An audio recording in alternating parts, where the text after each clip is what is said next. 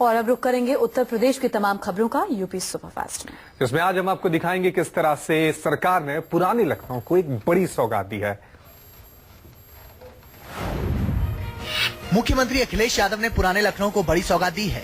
पुराने लखनऊ का heritage zone बनकर तैयार हो गया है और सीएम अखिलेश यादव ने इसका उद्घाटन किया। टीले वाली मस्जिद से छोटे इमामबाड़े तक पुराने लखनऊ की रूपरेखा ही बदल गई है। सीएम अखिलेश यादव ने सौंदर्यीकरण कार्यों का भी उद्घाटन किया। सीएम अखिलेश ने पिक्चर गैलरी, सतखंडा, घंटाघर जैसे सौंदर्यीकरण कार्यों का वादा जनता से किया था, जिसे उन्होंने पूरा कर दिया। न काम में न हमारी पार्टी की लीडरशिप में, इसलिए आपसे अपील करने आया हूं, जहां इस उद्घाटन के कार्यक्रम में ये पुराने लखनऊ में ये काम इसी तरह चलता रहेगा। ये अलग बात है कि अभी तो ये बड़ी जगह सुंदर हुई है, और भी अच्छी होगी। कम से कम शाम को तो लगता है कि कोई लखनऊ शहर में किसी जगह पर आप आए हैं। दिन में तो है ही अच्छा, रात को तो और अच्छा दिखाई देता है।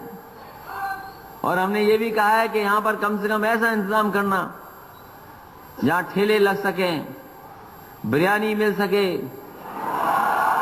कबाब से लेकर के तमाम चीजें बिक सकें। जो चाट खाना चाहें वो चाट खाएं, जो बिरयानी खाना चाहें वो बिरयानी खाएं। कम से कम ऐसा इंतजाम यहाँ पे करना।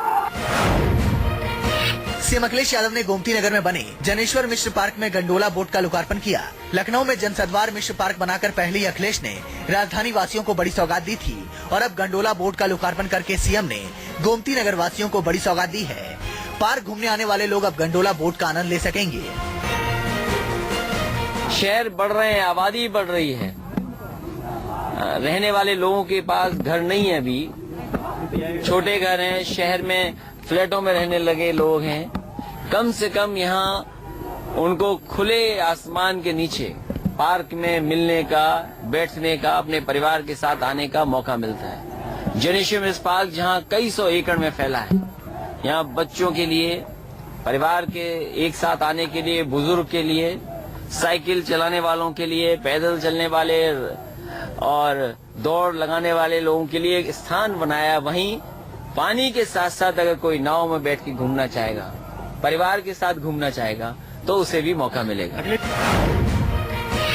मुख्यमंत्री अखिलेश यादव ने दिव्यांगों के लिए राज्य स्तरीय पुरस्कार में 16 साल बाद 16,000 की बढ़ोतरी की है। अब दिव्यांगों को स्टेट लेवल पुरस्कारों में 21,000 रूपए नगद दिए जाएंगे। आपको बता दें कि इससे पहले पुरस्कार में केवल 5,000 रूपया ही दिया जाता था, लेकिन अब सीएम अखिलेश ने पुरस्कार राशि में बढ़ोतरी कर दिव्यांगों को बड़ा तोहफा दिया है। चिकित्सा के क्षेत्र में बेहतरीन काम करने वाले प्रदेश के 305 डॉक्टरों को उनके काम का इनाम मिला है। सरकार ने इन अफसरों को 4 साल की संतोषजनक सेवा के बाद प्रमोशन दिया है। ये फैसला सीएम अखिलेश यादव के निर्देश के बाद लिया गया। सरकार के इस फैसले की जानकारी चिकित्सा स्वास्थ्य विभाग के प्रमुख सचिव अरुण सिन्हा ने दी। अरुण सिन्हा ने बताया कि अब इन डॉक्टरों को बैंड 3 के तहत सैलरी दी जाएगी।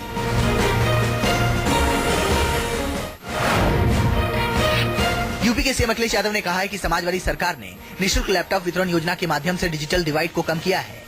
इस योजना का सबसे ज्यादा लाभ किसान और गरीब परिवार के छात्र छात्राओं को मिला है। लैपटॉप का बेहतरीन इस्तेमाल करते हुए वे न केवल अपनी शिक्षा को आगे बढ़ा रहे हैं, बल्कि इसके जरिए वे अपने सपनों को भी साकार कर रहे हैं। साथ ही ये बच्चे अपने परिवार के सदस्यों और आसपास के लोगों को साक्षर बनाने का काम भी कर रहे हैं। मुख्यमंत्री ने कहा कि डिजिटल डिवाइड की समस्या सिर्फ भारत में ही नहीं है, बल्कि पूरी दुनिया में है। उन्होंने कहा कि आधुनिक तकनीक का लाभ सभी को बराबरी से मिलना चाहिए, इसलिए सरकार ने छात्र छात्राओं को निःशुल्क लैपटॉप उपलब्ध कराए हैं।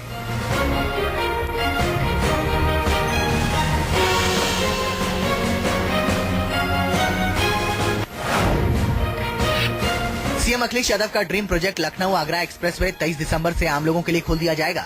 मुख्यमंत्री अखिलेश यादव ने बताया कि आम जनता के लिए लखनऊ आगरा एक्सप्रेसवे बस खुलने ही वाला है। उन्होंने कहा कि समाजवादी लोग चहुमुखी विकास के पक्षधर हैं। समाजवादी यह भी चाहते हैं कि विकास का लाभ सभी को मिले।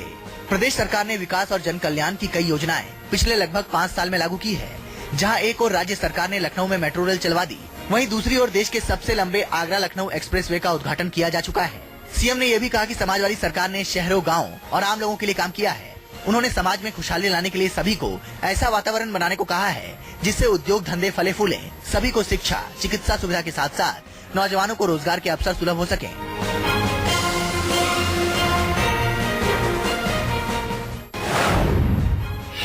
लखनऊ आगरा एक्सप्रेसवे पर यात्रियों की सुरक्षा यूपी 100 सेवा के जरिए होगी। यात्रा करने वालों की सुरक्षा और आपात स्थिति से निपटने के लिए पुलिस यूपी 100 सेवा की मदद लेगी। ये फैसला डीजीपी जावेद अहमद की अध्यक्षता में हुई हाई लेवल मीटिंग में लिया गया। एक्सप्रेसवे का उद्घाटन 23 दिसंबर को होगा और यूपी 100 सेवा की शुरुआत 22 दिसंबर से की जाएगी।